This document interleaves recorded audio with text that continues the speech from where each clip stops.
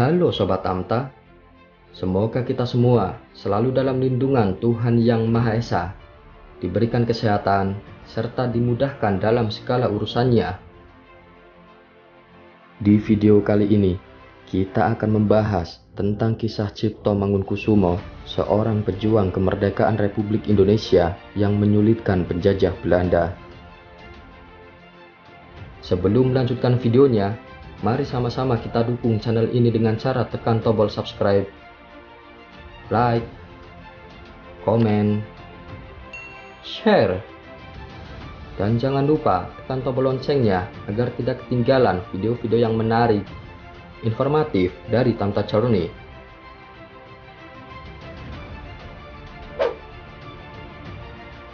Cipto Mangunkusumo dikenal sebagai nama rumah sakit terkenal di kota Jakarta, yaitu RSCM. Padahal penamaan rumah sakit tersebut merujuk dari sosok dokter muda yang membuat pemerintah kolonial Belanda pusing karena pergerakannya. Cipto Mangunkusumo lahir pada tahun 1886 di Desa Pecangan, Kabupaten Jepara, Provinsi Jawa Tengah. Cipto menamatkan studi di School ter Opleiding van Indische Artsen atau Stovia, atau Sekolah Dokter Bumi Putra di Jakarta. Beliau dikenal sebagai dokter yang berhasil memberantas penyakit pes atau jenis infeksi bakteri yang ditularkan dari binatang ke manusia. Hingga pada tahun 1912, Cipto Mangunkusumo mendapatkan penghargaan Ridder Orde van Oranje Nassau. Penghargaan diberikan atas jasanya memberantas penyakit pes yang mewabah di daerah Malang.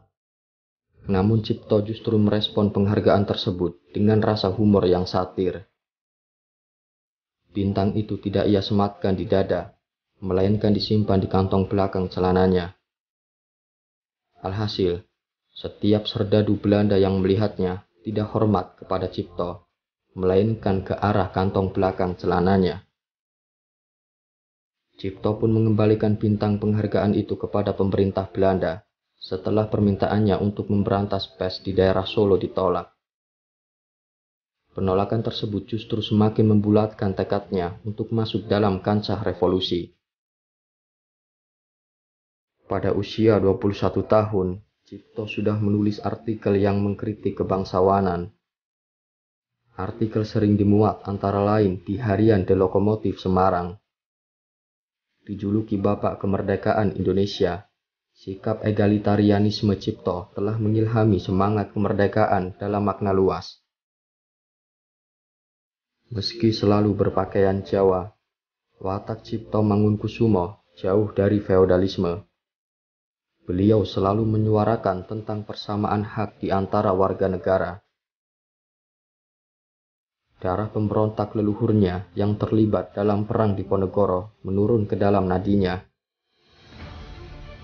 Beliau tidak hanya melahirkan tulisan-tulisan garang, tetapi juga tekun turun ke desa-desa memberi ceramah dan menggalang pemogokan. Cipto Mangunkusumo tergolong pemimpin pergerakan yang menolak politik kooperatif. Indische Partij ia dirikan bersama Ernest Douwes-Dekker dan Suwardi Suryaningrat pada tahun 1912. Partai politik ini hanya berumur setahun karena pemerintah kolonial Belanda tidak menghendakinya.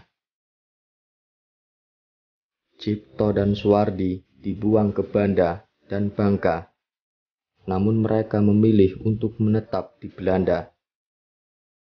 Pada tahun 1914, keduanya kembali ke tanah air dan mendirikan Nasional Indische Partij.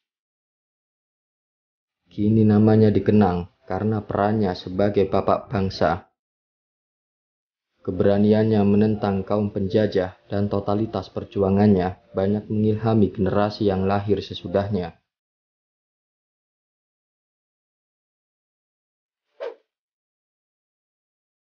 Demikianlah yang bisa kami sampaikan tentang kisah Cipto Mangunkusumo, seorang pejuang kemerdekaan Republik Indonesia yang menyulitkan penjajah Belanda. Silahkan berikan kritik dan saran di kolom komentar agar channel ini semakin berkembang dan menjadi lebih baik lagi ke depannya. Semoga video ini bermanfaat dan menambah wawasan untuk kita semua. Terima kasih.